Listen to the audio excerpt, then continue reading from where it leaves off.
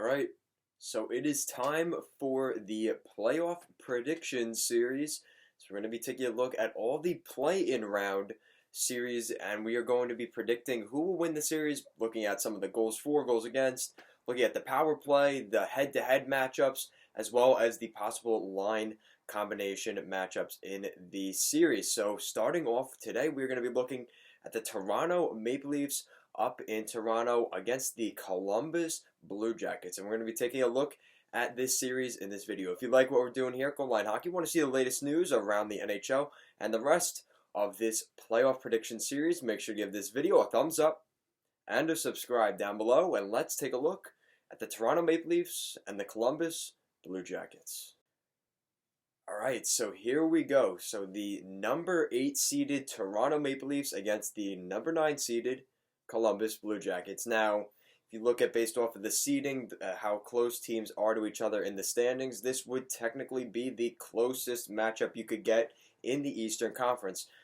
Not to mention, though, these teams have a little bit of a history, and it's not anything crazy. I'm sure it'll come up at some point, but the fact that Mitch Marner was given an offer sheet, or there was at least a proposal of an offer sheet to Mitch Marner in the event that he wanted to sign with the Columbus Blue Jackets. Obviously, things fell through. He is now with the Toronto Maple Leafs as he stayed with the Leafs, but there's a little bit of an underlying story with that. Not to mention also that team draft year, I believe it was Austin Matthews, and I believe Pierre-Luc Dubois was also drafted. It was Matthews, Laine, and Dubois. I'm not positive, but I'm almost positive. So that's pretty, a little bit of a storyline there. They both become pretty solid NHL players at this point. So here we go. So we're going to take a look at the Toronto Maple Leafs in the head-to-head matchup. So their power play this season was 23.8%. That is pretty solid there for the Maple Leafs. Definitely above average, but you look at that, the talent they have up front. This is a very solid Maple Leafs team. We know what this team is capable of, just how stacked their group is, especially up top. You've got Nylander, Matthews, Tavares, Marner, and then you throw in some other depth guys. Guys like Kasperi Kapanen, and the list goes on. Hyman, those guys are difference makers for the Toronto Maple Leafs up front. Their defense is a little bit more lacking, but they still have a very solid defense as well. It's obviously a bit of a work in progress still, but that offense is very high potent.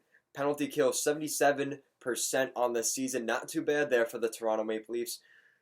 Definitely not great. I believe the league average is around 80%, so they're a little bit below average in that category. But again, they're so focused on being an offensive-heavy team.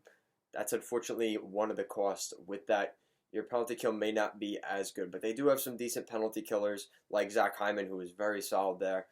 But they're definitely still lacking a little bit in that department.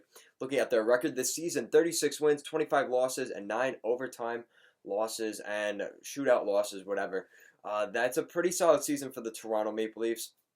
Overall, it's not perfect. They wanted to be one of those top teams there in the Atlantic Division, maybe maybe winning that Atlantic Division.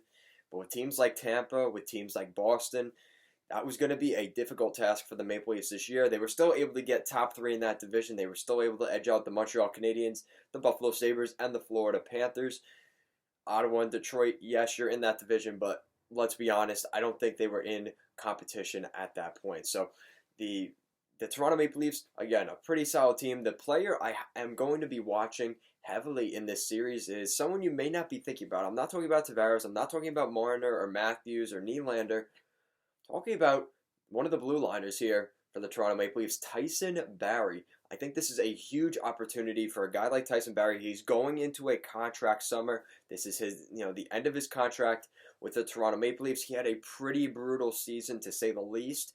I think he's going to be very motivated coming out of this break to really go put forth a good effort and really be a stalwart on the blue line for the Toronto Maple Leafs. I think that's a huge difference maker for this Toronto Maple Leafs team. If he can play solid, definitely huge for the Leafs, and he could be making some extra dough this summer.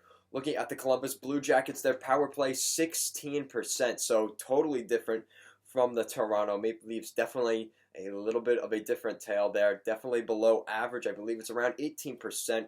so they're a little bit below average, but that's how Torts teams are usually run. John Tortorella is a much more defensive coach because if you look at their penalty kill, it's a little bit above average, 81%, almost 82%, pretty solid there for the Columbus Blue Jackets. Definitely more of a defensive team versus an offensive team. This will be a good matchup to see which one, which philosophy really wins series in the playoffs, and we could see that here. Now looking at their record, 33, 22, and 15, so the records are pretty fair, pretty even at this point. There's a pretty small margin in terms of points, so both teams, pretty solid teams in their divisions.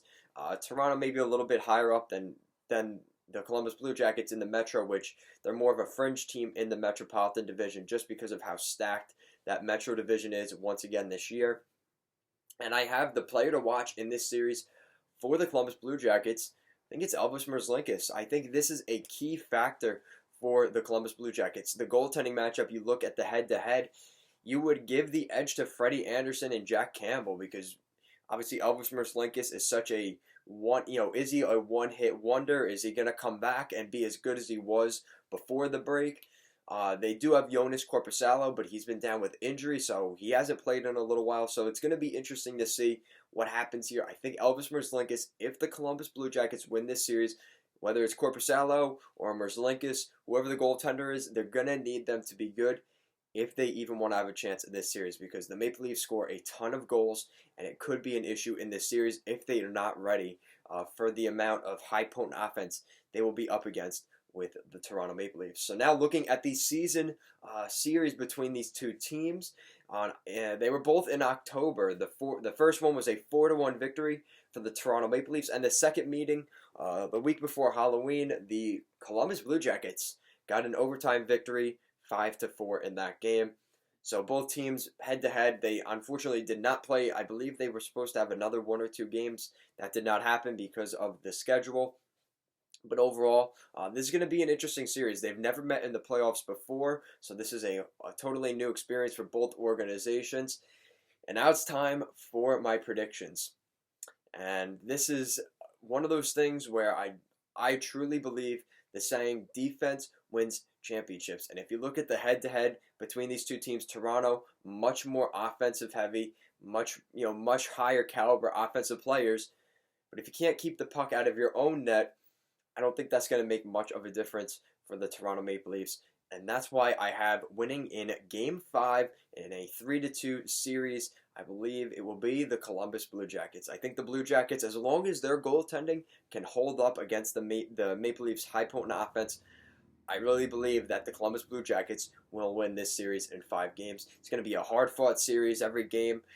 I just don't know if Toronto has the kind of guys that are hard enough to play against in a 5-game series like Columbus has. Columbus has some real bruisers on that team that I think could be a problem in this series for the Toronto Maple Leafs. And if the Toronto Maple Leafs win this series, it is going to be because of that offense just being too much for the Columbus Blue Jackets to handle. And you know what, Columbus Blue Jackets fans, remember last season when you went all in and it looked like the team was going to fall off?